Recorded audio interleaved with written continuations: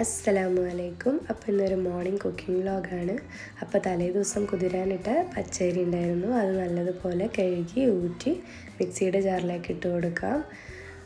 എന്നിട്ട് നമുക്കതിലേക്ക് 2 സ്പൂണ് ചോറ് കൂടെ ഇടണം. ചോറ് കൂടെ ഇട്ടിട്ട് കുറച്ച് പാകത്തിന് ലെവലായിട്ട് വെള്ളം ഒഴിക്കുക. വെള്ളം ഒഴിച്ചിട്ട് നല്ലതുപോലെ അരച്ച് പേസ്റ്റാക്കി എടുക്കണം. ഒട്ടും തരിയൊന്നും ഇല്ലാതെ നല്ലതുപോലെ തന്നെ അരച്ചെടുക്കുക. അപ്പോൾ അത് അരിഞ്ഞ് വരുന്ന സമയം കൊണ്ട് നമുക്ക് കറിക്കുള്ള കടല കുക്കറിലിട്ടിട്ട് വെള്ളം ഒഴിക്കുക. അതിലേക്ക് കുറച്ച് ഉപ്പ് ഇട്ടിട്ട് അത് വേവിക്കാൻ വെക്കുക. അപ്പോഴേക്കും നമ്മുടെ അരി അരിഞ്ഞ് വന്നിട്ടുണ്ട്. അപ്പോൾ അതൊരു പാത്രത്തിലേക്ക് ഇടാം. എന്നിട്ട് അതിലേക്ക് നമുക്ക് 2 സ്പൂണ് തേങ്ങ ചിരവിയത് 2 സ്പൂൺ ഇട്ട് കൊടുക്കുക. പിന്നെ അതിലേക്ക് നമുക്ക് കുറച്ച് ഒരു സ്പൂൺ ഞാനൊരു കൈ കൊണ്ട് നുള്ളി ഒരു ജീരകം കുറച്ചിട്ടിട്ടുണ്ട്. പിന്നെ കുറച്ച് വെളിച്ചെണ്ണ, 1 സ്പൂൺ വെളിച്ചെണ്ണ ഒഴിച്ചാൽ മതി. പിന്നെ പാകത്തിനുള്ള ഉപ്പ് ഇട്ടിട്ട് നല്ലതുപോലെ മിക്സ് ചെയ്ത് മാറ്റി വയ്ക്കാം. അപ്പോഴേക്കും കറിക്ക് ഉള്ളതാക്കാം. ചട്ടി വെച്ചിട്ട് അതിലേക്ക് വെളിച്ചെണ്ണ ഒഴിച്ചു കൊടുക്കാം.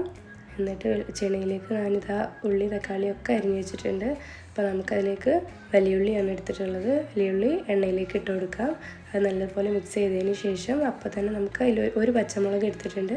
ആ പച്ചമുളകും കൂടി ഇട്ടിട്ട് മിക്സ് ചെയ്ത് കൊടുക്കാം. നല്ലതുപോലെ ഒന്നിങ്ങനെ മുരിഞ്ഞ് വരുന്ന ടൈം ആകുമ്പോൾ ഇഞ്ചിയും വെളുത്തുള്ളി നീളത്തിൽ അരിഞ്ഞിട്ടുണ്ട്, അതിട്ട് കൊടുക്കുക. നല്ലതുപോലെ വഴറ്റിയെടുക്കുക. എന്നിട്ട് നമുക്ക് തക്കാളി ഇട്ട് കൊടുക്കാം. തക്കാളിയൊക്കെ ഇട്ട് കൊടുക്കുന്നുണ്ട്. ഞാൻ ഒരു വലിയ തക്കാളിയാണ് എടുത്തിട്ടുള്ളത്.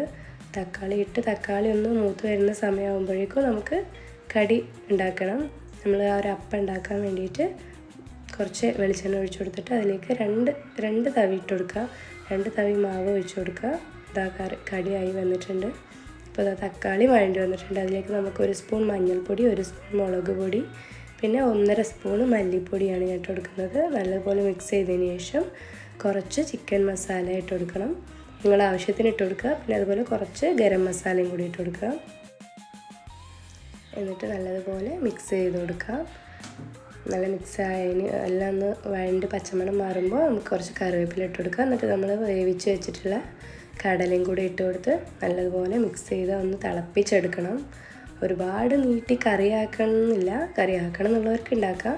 ഞാനിപ്പോൾ വല്ലാണ്ട് നീട്ടുന്നില്ല, കുറച്ചൊരു വരട്ട് പോലെ ആക്കുകയാണ്. അപ്പോൾ നല്ലൊന്ന് കറി ഒന്ന് തിളച്ച് വരട്ടെ.